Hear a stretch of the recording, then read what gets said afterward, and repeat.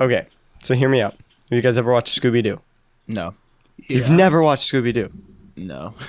Okay. What a depressing childhood that is. So we can at least, I mean, yes. But, like, basically one thing you need to know for this.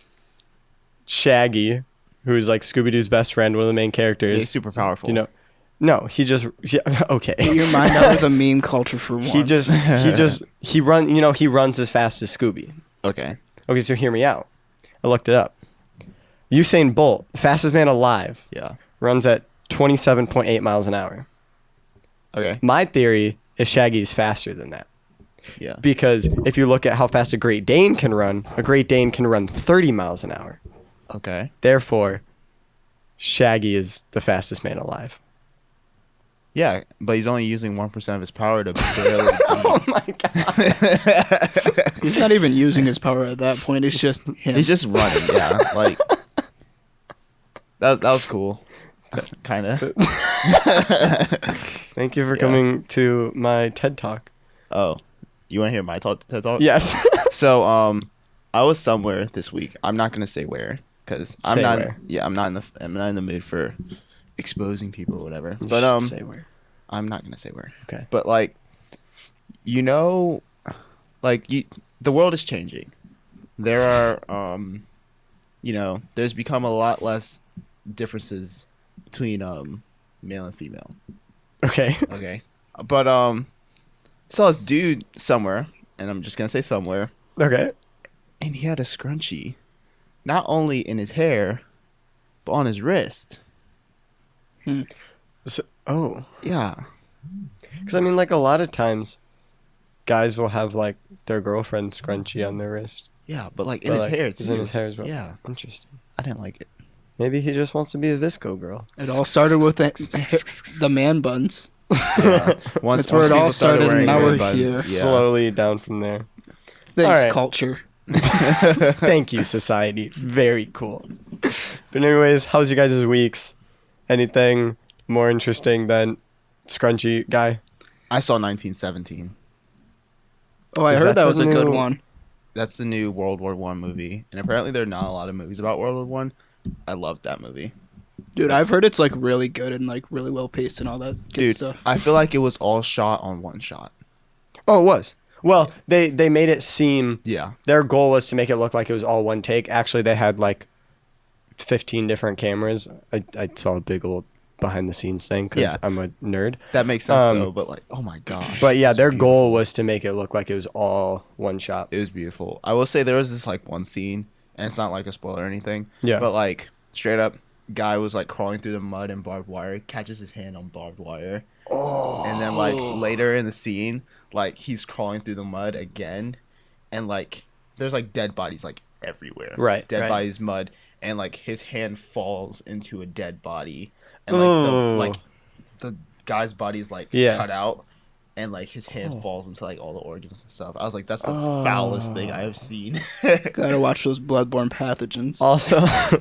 Also, fun fact about that movie: every single scene that they did, every single set, they made a model beforehand, Uh-huh. and like this isn't spoilers, but there was a scene that a lot of it was lit with flares, Yeah. just the lighting, and they did the entire scene, and they like legitimately did they made little tiny lights to mimic that, and it was on like multiple little wheels like around this whole scene, Yeah. and they moved it up to see how the shadows would affect it, and like the director is a really good director. I forget what his that name scene, is, but like that scene they went was hard. beautiful. Yeah. Like if you haven't seen that movie, you need to go see it. It's beautiful. And they built, I forget how many miles of trenches it was, but it was like it had to have been a lot. Yeah, it had ridiculous to have been a amount. lot.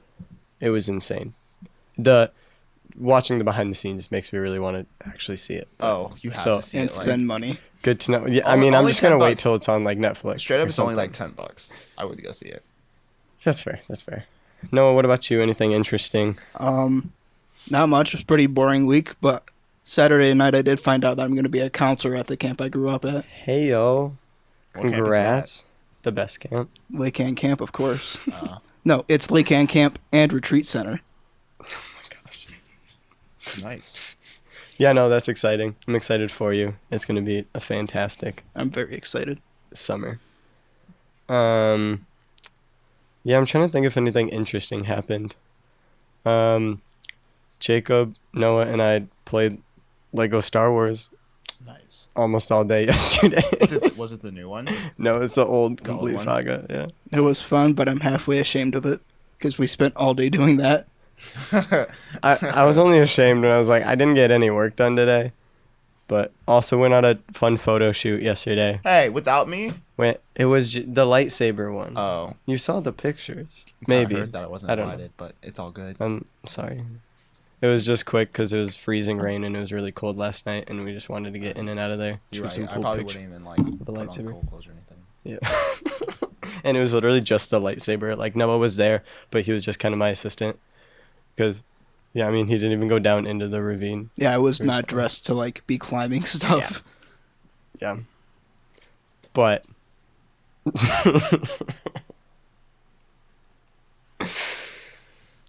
But welcome back to the third episode of College Years. Way to remember. I'm so good at this. I literally have the episode name and number right in front of me. This one is going to be called Fish in the Ocean. And Noah, do you want to give us a brief sentence summary of what we're going to be talking about today? Yeah, so this week we're going to be taking us a little bit back to the beginning of last semester to getting here, getting started weekend, and sort of how we handled the adjustments in the weeks and months going forward. Awesome. Really excited to dive into that. Before we go into that, want to say a couple of things. Our podcast is on YouTube, Spotify, and Anchor. Watch it on whatever one of those you have. Share it, like it, do all that fun stuff. We also have stickers on Redbubble of our logo. There's one somewhere on my laptop. They look pretty sweet. If you want to help us dive right into the topic of the week, and we can get started. Yeah, so right when we got here, of course, you drive in, all the excited RAs are there to take your stuff up, and luckily brought up our stuff to the right room. But, so what was getting started weekend like for you guys? You got it. I got this one. So it was definitely, I did not know what to expect. Like, I was very excited to be here. But also there's just that, like, for me, it was that weird little nervousness of just like it was a completely new thing. Yeah, we showed up. They brought all their stuff to the right room. Our name tags were on a different room though, so we're halfway through and thought we might have been in the wrong room. But just the name tags got switched around. And overall, like I'd say like the first day was kind of weird because we're just focusing on like getting settled in, like setting our room up. Like we hadn't really met anybody yet. So there's just kind of some odd stuff with that. We kind of just were walking around. The sting groups I actually thought were really helpful. Sting groups are something that Cedarville puts on for the weekend, helps people meet people, get adjusted, blah, blah, blah. Some people still hang out with them, whatever. They're not really meant to last. They're meant to just kind of like be there, I guess. I'm assuming Steven has a fun story Steven, about his sting group little later on. smile. Well, first Go ahead. Okay, well, first I was looking at Kyle and his reaction to sting groups. He was just like, nah, fam. It's funny. Yeah, freshman year sting groups, they're super, I don't know, they're so awkward, at least for me. Another thing was like, now I see people from my sting group all the time. Yeah. And it's so awkward. Like, I haven't talked to you since like the first week of school. Yeah. But like, I know your name, I know where you're from, I know where your majors, and I know what classes you're taking this semester. Right. And it's just like, but like I don't know you. Yeah, exactly. At all. And I'm not trying to talk to you again. But so I mean, like, I feel like I have the unpopular opinion about sting groups, but I think it's also just because I was one of the few that had a really good experience with my sting group. Mm-hmm.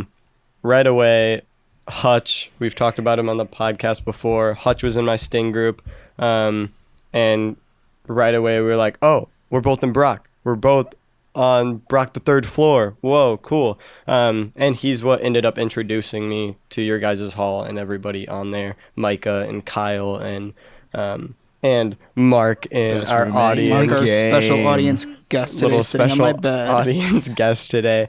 So I was definitely thankful for it. And for me, it was like we stayed up basically as late as we could, hanging out. Like it was a good weekend for me in the sense, but I feel like hearing other people's stories, most people didn't have that same experience. It was aight.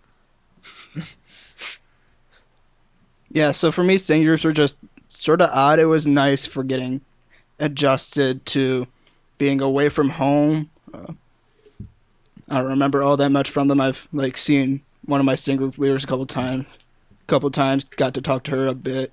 But other than that, like, well, our neighbor, Johnny and I's neighbor to our right, was actually in my sting group. So that's interesting. But How did I not know that? Jordan or Eli? Jordan. I did not know that. Yeah. Nice. Crazy. Crazy. So yeah, no, not much interesting came from getting started weekend. It was sort of weird, just me like trying to get into college life and like sort of feeling like you're in college while at the same time not actually doing any schoolwork. Yeah. Mhm. It Which felt was like a really giant. odd. It felt like what it probably feels like all semester long at a party school. I mean, I kind of agree because it was like there was like a ton of stuff to do. There was like the big getting started party thing, the big like festival, and there was that organization, whatever they call it, the big old festival with all the orgs. Yeah. So like there was a ton of stuff to do, and like you just didn't have to think about schoolwork, and then classes started and just like it hit you. Facts. Yeah, so yeah, especially when week 3 hit, getting started felt like it lasted the first 2 weeks for me for some reason. It did. I think with the Bible Mhm. conference, and they just said like stuff after stuff, forming friend groups, and then all of a sudden week 3 hits, and you're actually expected to do the schoolwork now. Yeah, and I felt like the fall semester started off way slower as well, like in regards to schoolwork and that kind of Oh stuff. yeah. So with that, how is adjusting to this brand new dorm life and being a semi-adult where you're sort of independent but at the same time you do like don't do any of your own cooking and don't have a lot of adult responsibilities but still like are living independently somewhat? It depends. Like I'd say it definitely varies from person to person. I don't know. I kind of feel like almost fully independent, except for the fact that like don't pay for health insurance and things like that.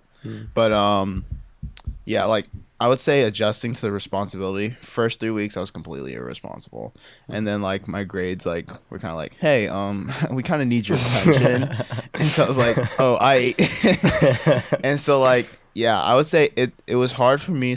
It was hard but easy at the same time because I was used to that workload because of dual enrollment and things like that. Yeah, Oh, yeah. But then like at the same time I wasn't used to not being tired at like 11 p.m. and be like, hey, the night just started. Right. Oh yeah.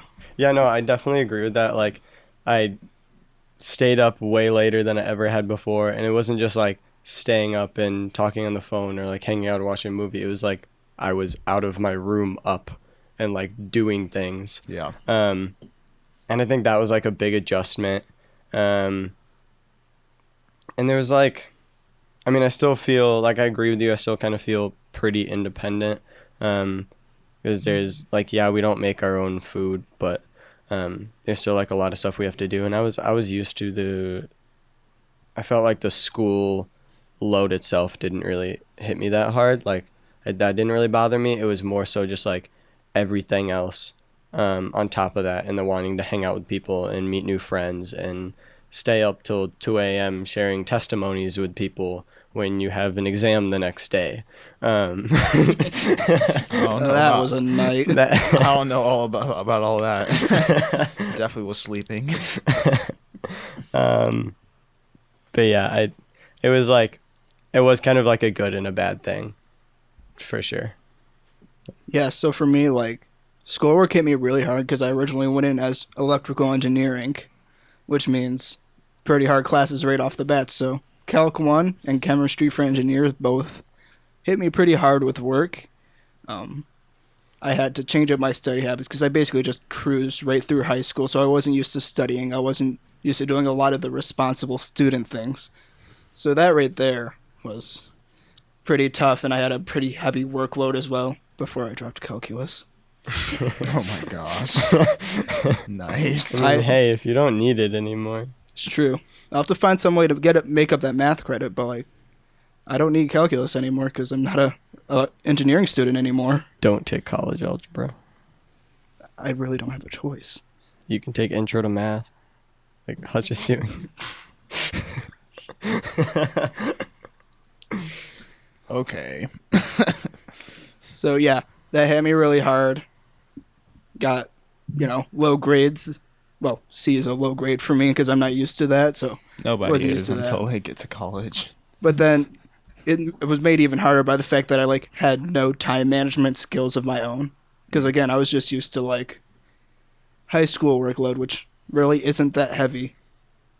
So, just getting used to that, and yeah. But it's been really nice to just like be able to make my own decisions with how I use my time, not have somebody like constantly asking me what I'm doing. Yeah. And it's just it's a necessary life skill you have to learn, and college is a great way to learn that because it just sort of forces you to do that really quickly, or else you fail. Big bucks to go to this school. Yeah. No, I I don't think waste that. I think $40,000. yeah. No, I think that time management was the biggest like first lesson that I had to learn coming here, is because there is like with Cedarville, there's a million different things you can do constantly, and there's always friends and things that you can, people you can be hanging out with, but also like there's schoolwork to do and all that. So it was like the big balancing game of trying to load up your plate, but not like overfill it so stuff is falling off and you're doing a lot of stuff at only like halfway. Yeah. Instead of being able to give it your full effort, for sure. Definitely true. So now that you guys like sort of adjusted to college life and time management, what have you like found time to do outside of class?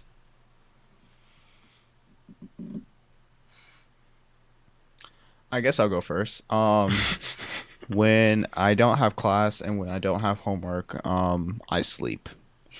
Not really, but like I'd feel like to be sleeping. I should be sleeping. Yep. I say the majority of the times I kind of have a set schedule this semester. It's kind of like go to class or go to chapel, finish all like the required stuff, and then I'll do homework for about an hour, 2 hours, then like work out, and then go to dinner, and then like my evening is either used for homework or what I like to do is I like to make music. Like these mics that we have right here, use them to record like guitar songs. Me and my friend make songs back home, so that type of thing. I also want to get into Minecraft because I heard my roommate's into Minecraft a lot, and I can, but I'm not that good. Yeah. It's a hardcore world, so yeah. Yeah. So like, I don't know. Oh yeah, I play a lot of basketball. I forgot about that. Yeah, yep. I do play a lot you of do that, like, basketball. daily. Yeah.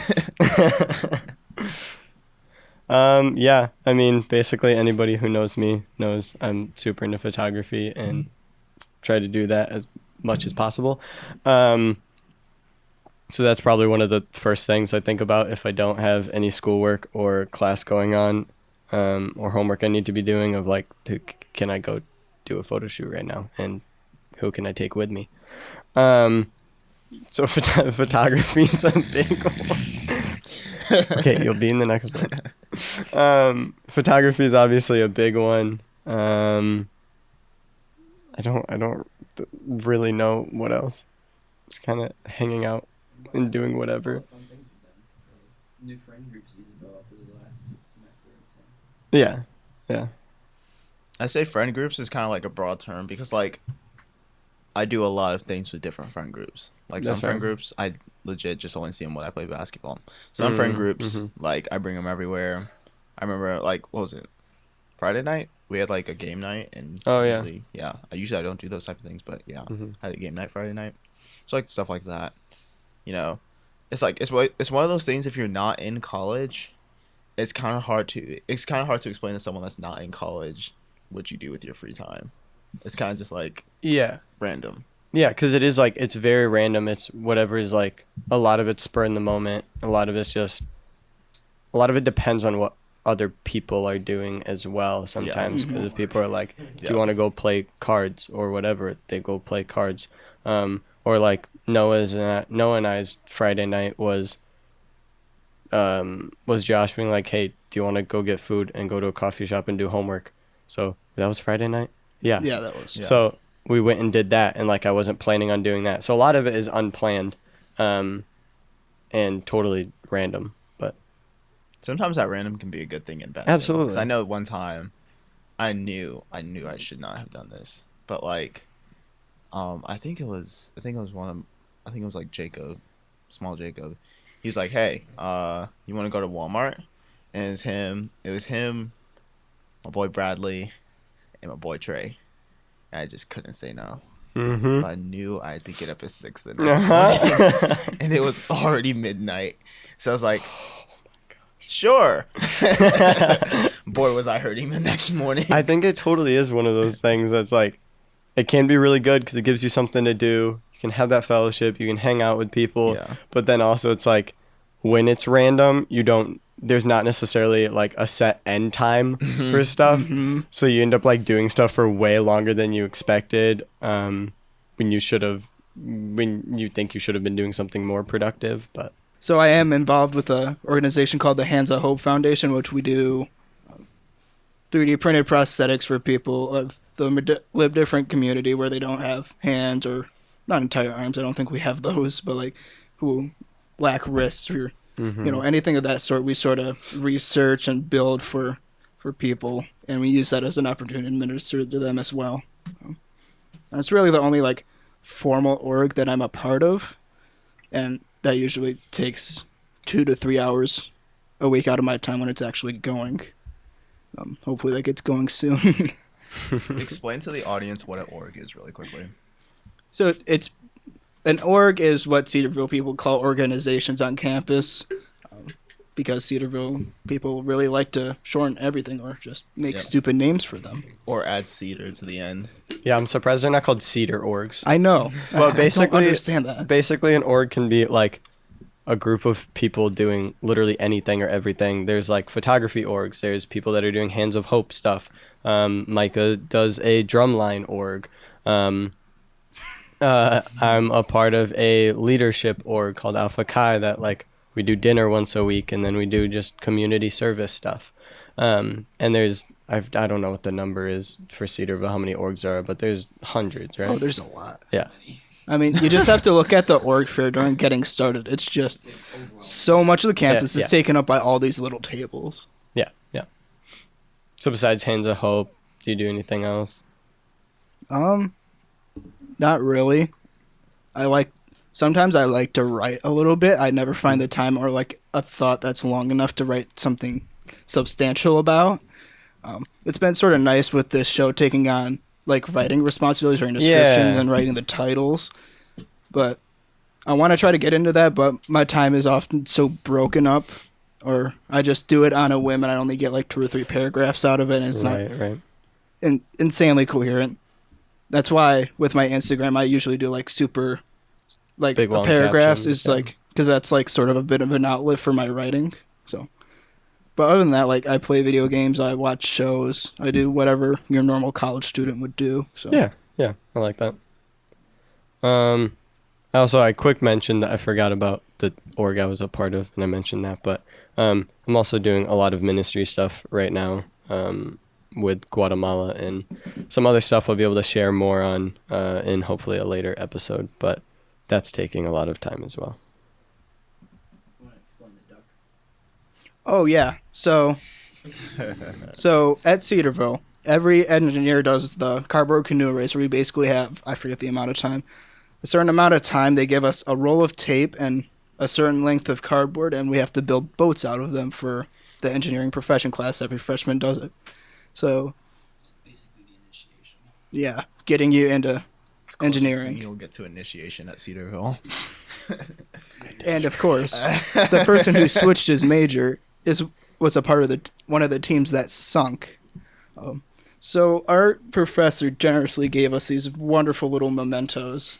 It's a rubber duck for people who aren't watching the podcast. Yes, it's a rubber duck that has in Sharpie written, I float, you don't. 2019 cardboard canoe race. So yeah, that was nice. I didn't expect much because we had a lot of troubles with materials. We ran out of materials pretty fast. We ran out of tape. So I was just like, oh no, this isn't gonna work. This isn't good. Yeah. And it didn't. This is also a little thing that we're probably going to do is put something on this table to bring it alive a little more. Sometimes we'll mention what it is. Sometimes it'll just be random and we won't mention it at all. But so for the people watching, there's a little something to look at on the table. So this time Kyle was like, hey, we should do the rubber duck because it has to do with getting started in the first semester at college. As if this wasn't enough.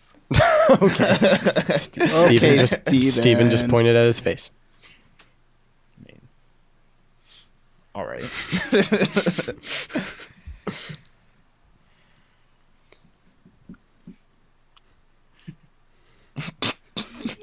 Sorry, I had like a question in my head that I came up with while we were doing it, and then I just totally forgot it because I didn't write it down.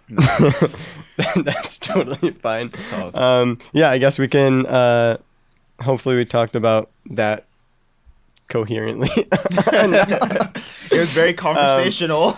To kind of wrap it up, getting started is fantastic weekend. There's a lot of emotion with it. There's a lot of different nerves trying to figure out how to live and how to live on your own, how to figure stuff out, how to find who your advisor is. Like I might have gone to my first meeting for business without knowing who my advisor was, and then they were asking everybody, and I was like, I don't know, and I don't know how to look it up.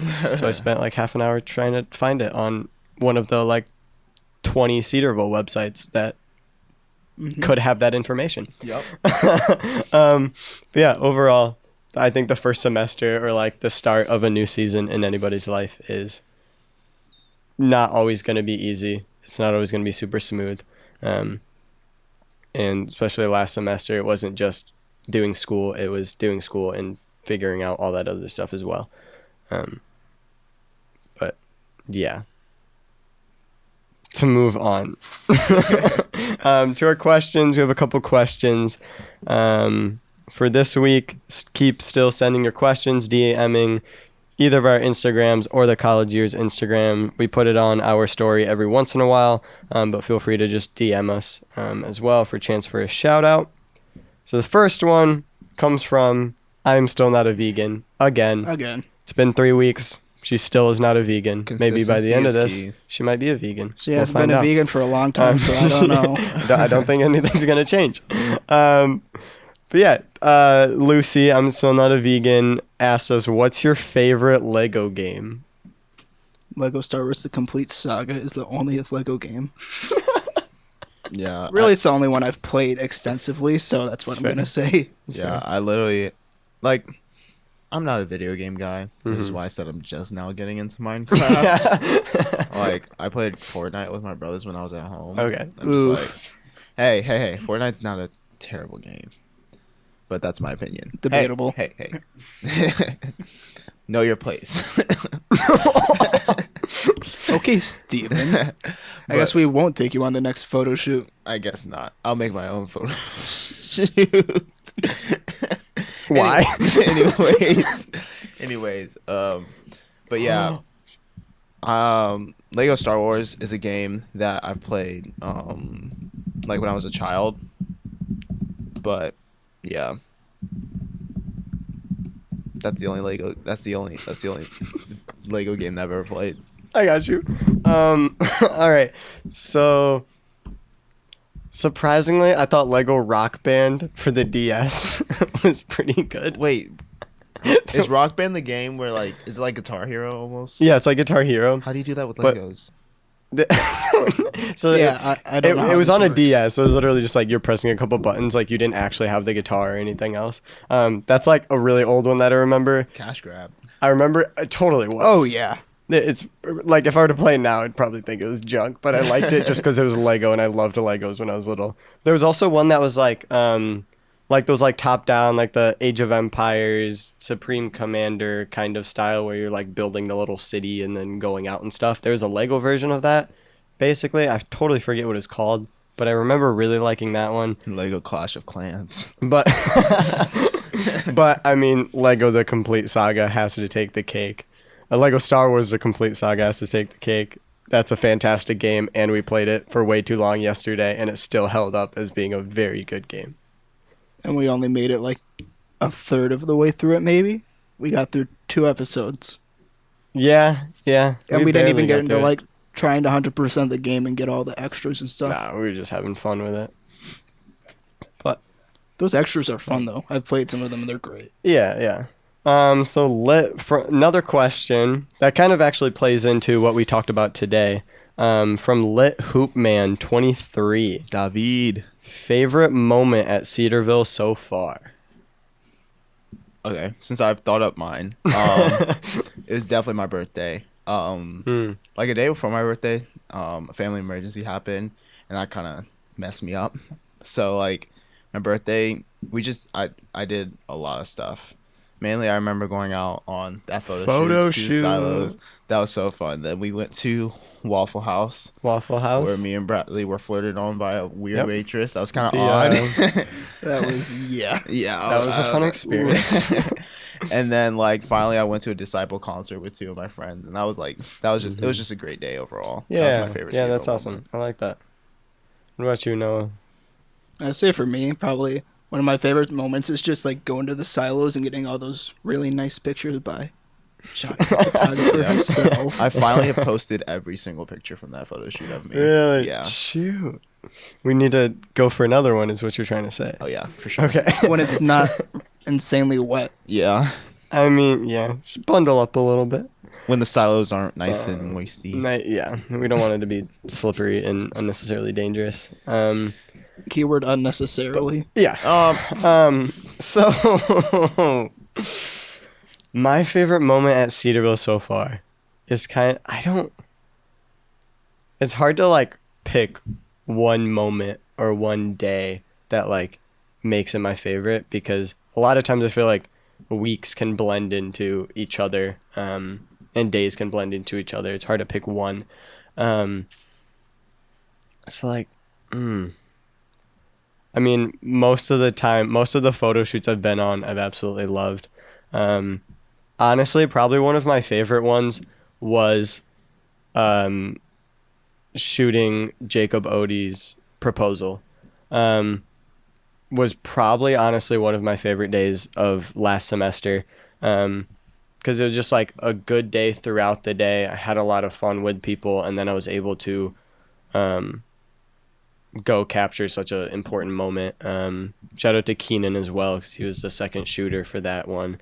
And like we had a blast. It was fun to like meet Jacob and Rachel's families and meet new people from that as well, and like hang out at the after party. And overall, like I remember that being a really fun day for sure. But yeah. Nice. Our third of 4 questions. Yeah. This comes from Nick Roberts. Nick, I love this question. We actually are going to make it a topic one of these episodes, because it's a little long to dive into for just like a couple minute answer. Yeah. But from Nick_Roberts, it's, what does it mean biblically to have faith, and how does that differ from worldly faith? So stay tuned. We are going to talk about that one of these days. We added it to our long list of different ideas for podcasts. Way to make me not feel like a Christian. What? We haven't even started talking Bro, about I this, just- and you're I- already having I look this? at this question and I'm like, It's It's a that's what big I'm saying. one. Like, it's a big question, and that's why like I'd love to answer it, but I don't want to answer it in 5 minutes and be done. Like, I want to Yeah. be able to actually dive into this, Oh, yeah. do our research before, go to the Bible for this. So Nick, we will definitely be answering that question, but it'll be in a later episode and for a full topic. Our last one from Reconciled Onto Him. my dad. Shout out to Steven's dad. Oh, yeah. Asking a question. Said, how has God stretched your love for others this semester? Okay, I'll go first. I'll try and make this nice and short. That's fine. I've Take your had to time. have a lot of patience with people, Mhm. and I've also had to ask for patience for people. No, Mark, it's not because of our room. I see you, Mark. It's not because of our room. Our room is messy because of both of us. But It's mostly Mark. Let's all be honest here. but yeah, I Mark. definitely I've definitely just had to have patience with just like not really certain people, but just like patience with general. like just new people. Yeah, Like yeah. not getting to know people, Mhm. like knowing how they react. Like I think it's in Romans 12 where it's like if at all possible be peaceful with all men. I think it's Romans 12. I don't want to misquote. But like definitely it's a struggle to keep peace with certain people. No, Yeah. I absolutely So, like, agree with that. that's how God has stretched my love. Yeah, for no, people. I'll piggyback off that because mine is very similar. When you're living in like a confined space in a little tiny room, in a hallway of other little tiny rooms, and you're living in so close proximity with so many people, it is like, it's just that stretches, stretches your patience, forces you to love others in a new way that like most people probably you haven't ever really had to do before. Because there's so many. We had another audience member just walk in. Whittle Sam. Whittle Sam, shout out. Whittle Sam. Upperclassmen. And yep, another upperclassman. No, like it definitely has like had to teach me more patience in that with dealing with others, and having to stretch that love for others in just a different way, because there are so many people, and it's like if you have a problem with someone, it's not like you can just leave. We're stuck with the people that we are. It's just like your family. We're stuck in here, so we're forced to have to deal with it as well. And it's a small school. And it exactly yeah. right. Yeah. Like I just say I've embarrassed myself in some ways. I'm like, oh good, nobody saw that. But then like one person saw that. And then now you I just see keep that person noticing them. everywhere. Yep. And then you just keep seeing them everywhere. Absolutely. Hence today at lunch. Oh no. Is that a on the podcast or off the podcast conversation? That's an off the podcast. Okay, that's fine. Oh yeah. So Noah, how would you answer that? Yeah, for me, it is, again, a lot of patience, like you guys have already said. Beyond that, I'm not really sure. I think I may have become a little bit more empathetic to others, learning even more how to try to look at people and see, like, what's going on with them. Because, especially when you're living in such a close proximity, having the skill just to be able to see that somebody's, like, not having a great time or is just having a rough day, sort of not... It's something that developed in me even more than it already has. Just being able to see people and like not judge them as much when they're having a hard time and maybe you're acting out of character or acting in character, but just worse. Right. So just a lot of that kind of stuff. Just better intrapersonal skills. Yeah, I get that. That's Oh yeah, awesome. definitely. Like on a side note, my DCL levels have dropped, which is like my don't care level. Like going into like first semester, I gotta be honest. Like I'm a selfish person, if I'm gonna be honest. Like sometimes I have a hard time caring about other people and their problems, and it's like I would say like listening to other people's problems and just knowing that like if I say I'm a Christian, then I say that I am the Lord's. And what did Jesus do? Jesus cared about people. So like I've definitely been learning to care about people this semester. If that sounds terrible, but like that's just No, how I am, totally how understand I that. I get that. Yes. We have to learn for a long time. Absolutely. But yeah, to wrap this all up for the episode, I want to thank you guys for listening. Be sure to follow us on all the platforms. We're on YouTube, Anchor, and Spotify right now, hoping to expand, but we just have to wait on the Anchor app. Tell us what you thought. Feel free to put it in the comments of YouTube or DM us. I don't know if you can comment on like the Anchor app. I think you can. But yeah, feel free to DM us on any of our Instagrams. You boys want to shout out your Instagrams real quick? At wretched.angelos. At Stufferless8.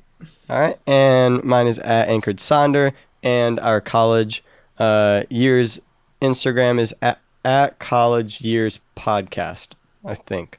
If not, we'll have all the links in the description anyways. So feel free to tell us what you thought. Continue to keep asking those questions. Buy our stickers at Redbubble. Oh yeah. Do that all fun stuff. Like, comment, subscribe. Do the little bell notification so you get notified when we post. We're posting these consistently every Saturday at 11 a.m. So stay tuned for each one. And to wrap it all up, this was Noah the pastor, Goodbye, even though I never said hello. Steven the programmer, Hey. and Jonathan the photographer. And you've been listening to College Years.